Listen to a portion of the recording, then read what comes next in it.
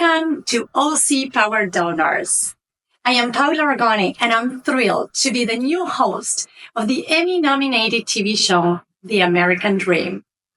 On this premiere episode, broadcasting from beautiful Lido Isle in Newport Beach, I am excited to bring you into the world of Orange County's most extraordinary philanthropists and their causes.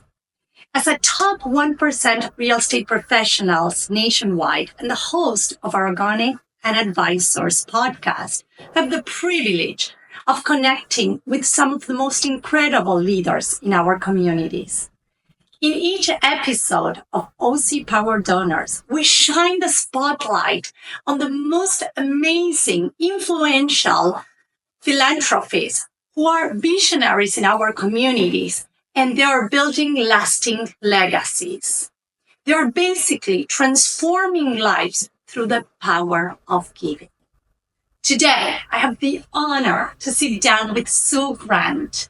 She's the founder and the volunteer CEO for the Literacy Project, an organization that has transformed thousands of lives here in Orange County.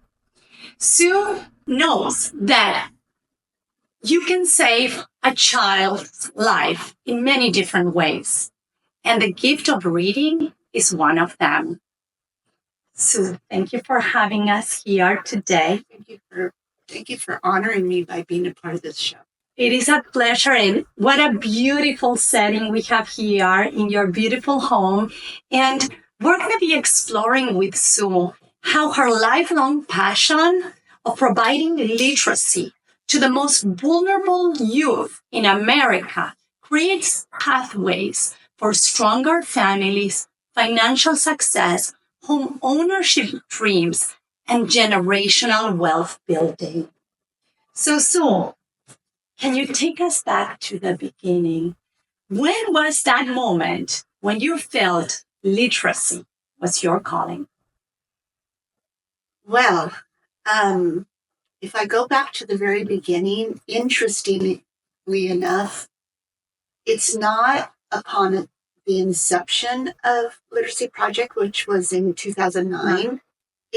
Little did I know that back in college, when I decided to major in school psychology, and my heart was all about the troubled school-age child, that was my first career.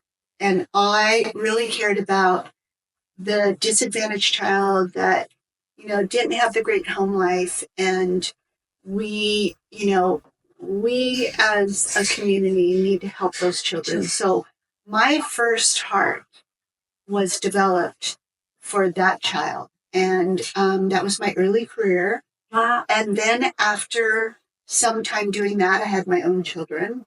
And that purpose of knowing that I wanted to serve children became even more important with my own children, and realizing that there's so many families that don't have all the advantages, don't have all the resources, lack the education or the tools or the resources to really help their children prosper.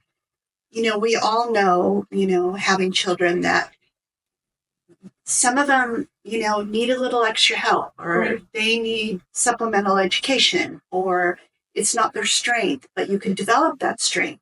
So early on, that was my heart, but it wasn't until 2009 when I was asked out of the governor's office of California to work on creating a literacy program for the after-school environments. They knew we had a growing illiteracy rate in California. They wanted to do something about it. So the regents of the University of California got together and said, we're going to create a reading program for kids that really don't grasp the concepts during the day in the classroom. Correct. And we're going to catch them in after-school environments where this becomes like a practice tool. And it'll be in a fun setting. It'll be game format, socially interactive, collaborative learning, lightly competitive. And they put all these bells and whistles into this reading program so that it would be successful. Wow. And so when I was on that team, I had a contract for a couple of years, I fell in love. I fell in love revisiting, back when I was 21 and said, my goodness, here I am working on a reading program for the kids. And my focus just changed. I was a publicist by trade.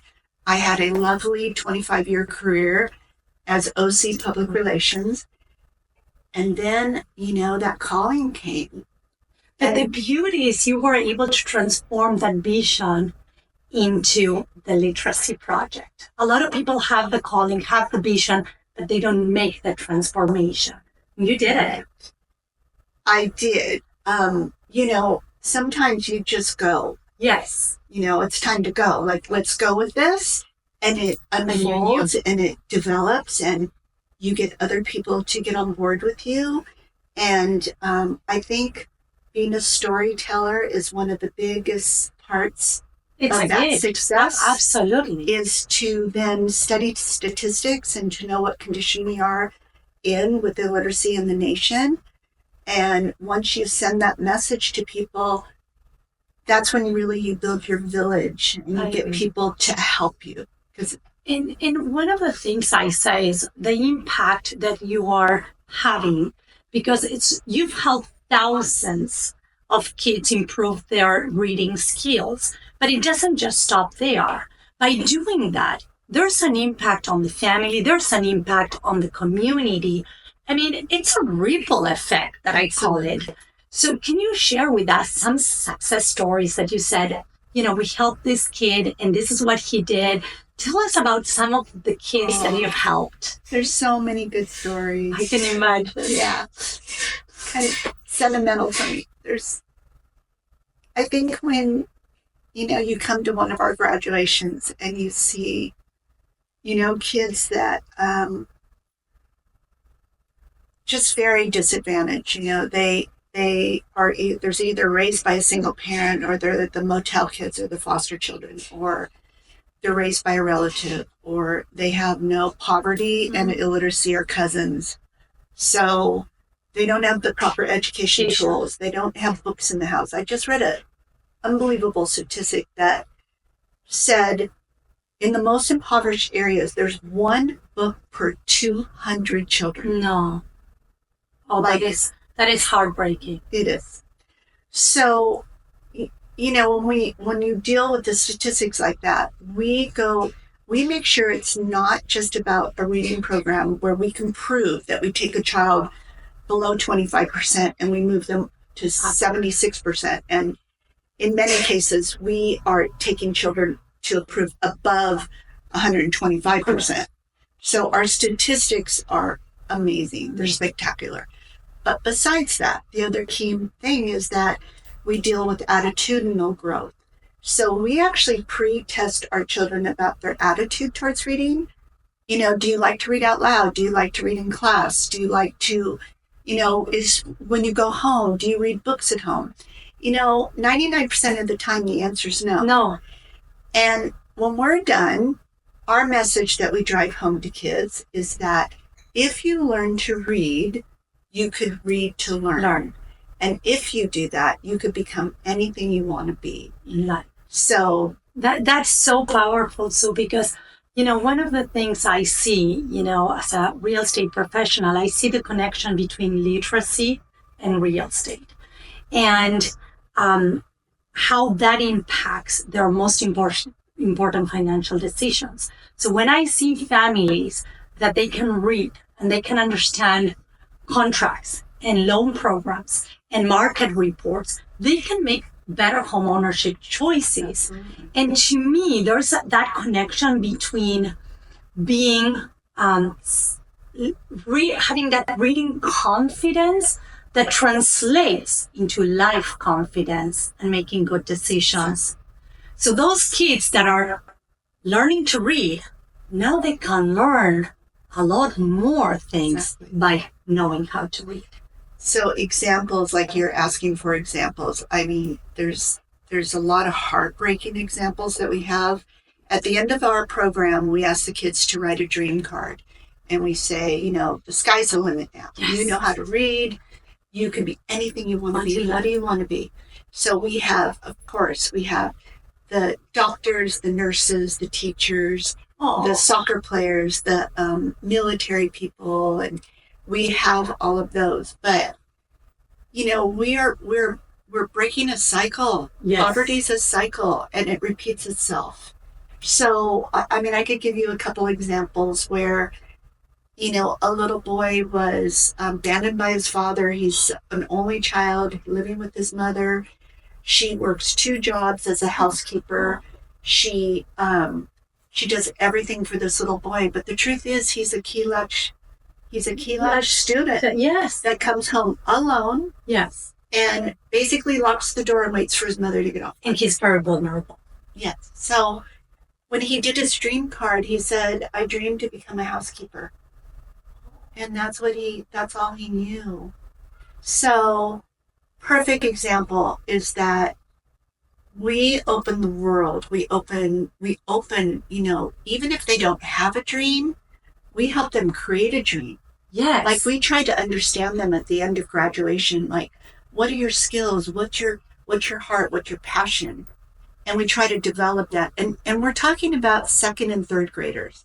So these kids are that's only where 7 the dream and 8. starts. Yes. Right? Yes. That's when they realize, well, now I want to be an astronaut, or I want to be a doctor, or it changes their lenses. That's exactly. Our short-term goal is to get them to graduate from high school. Good for you. So there is like a 60% dropout rate if a child does not master the fundamentals of English by 2nd and 3rd grade. It's called Bridging the Literacy Gap, which is what our mission is. They have a 60% chance that they won't graduate from high school. So our short-term goal is to give them the fundamentals of the English language, to get them reading, and then to get them to graduate from high school, but also attitudinally to let them know and encourage them to then reach for the moon, for them to really pick a career and pick a profession. So that is amazing. I love your passion. I love what you're doing. I mean, we're transforming lives of little kids. Again, to me, this is the story of empowering kids' future through the gift of reading. You're changing lives. Opening them up. Yes. So tell me a little bit. I know behind every amazing organization, there's incredible people, and that have the same, vision, and that they dedicate their time, treasures, and talents to multiply your mission. So can you share a little bit who's on your board, the people that are behind the scenes? So Literacy Project, our inception was in 2009. We're officially 16 years old. And I have to give a lot of credit to our founding board chair, which was Doug Freeman. Doug Freeman is also the person that, with President Reagan, founded National Philanthropy Day. Oh. So he is just a rock star in the charity world. So we are very honored that he became our founding board and kicked off, from the very beginning. But since then, and I have to say, I strongly, strongly believe it's never the work of one person. No. It's really the village you build, and okay, if you're a visionary and you're a storyteller, I really believe that you can build this village and bring people to come, and that's what makes you successful. Yes. So people on my board from the very beginning, having Dennis Kuhl, the chairman of the Anaheim Angels baseball team. So for 10 years, Dennis creating environments for our children. They bus children to Angel Stadium. So These are kids that would never be able to buy a ticket and come in the state. Correct. But so they brought hundreds of kids over 10 years, hundreds of children. That is amazing. That we bused them to Angel Stadium. We had lunch for them. The alumni group were there to play games with them, and we had raffles. It was just so Dennis Kuhl, one of our angels. Yes. And we are honored to have also a legacy. Arnie Rubin is known as Mr. Tonka. So he is the manufacturer of the Tonka truck from day one. Incredible. And he is officially in the Toy Hall of Fame and recognized along with Frisbee and Red Wagon and Disney. So Mr. Rubin is still active after 10 years being on our board. He just doesn't What stop. an incredible man. Yeah, an incredible honor to have him. And other people like our mayor of Newport Beach, Joe Stapleton, has been on the board for a while, and he continues to open doors for us and introduce us to people, and such a strong believer. Sinon Kanatzis of KCOM, one of the largest and best PR firms in Orange County. Again, I get emails like from him saying, you two need to meet. Oh, And he's a master connector, and networker. yes. That he knows who to cultivate with us, who to bring, who's going to be involved. But my list goes on and on. I know. I can only I imagine. have Penny Fox, CPA. I have Bill Paso, which is a legacy real estate developer. Michael Travis, who's our legal counsel. We have Professor Christopher Trella from Chapman. Incredible people. So many people. Fiona Grande, just retired from KPMG after a world career with them. There's so many. But again, back to the point. This is our village. Yes. It takes a village. And they carry our torch. Yes. And our success is because of this team. Yeah, I agree. I absolutely agree. I always say, alone we can do so little. Together we can do so much, right? Exactly. So tell us about the upcoming event, Savor, on September 26th at the Newport Beach Country Club. I want to know what's going on there. Well, Savor is new for us. Over the past years, we started out with, having fundraising luncheons. And then after that, we stepped up and we went to galas, and we had our black tie galas for 5 years. And so after COVID, because we took a pause in fundraising like everybody else, we decided to do something completely different. And we created Savor. Savor is a evening under the stars at Newport Beach Country Club. We have a farm-to-table dinner, literally in community tables. We bring in a vintner. We bring in a car show. This year, Newport Beach Automotive is going to bring luxury cars in for the car show. We have an art gallery. So you actually, when you come, you stroll through the grounds.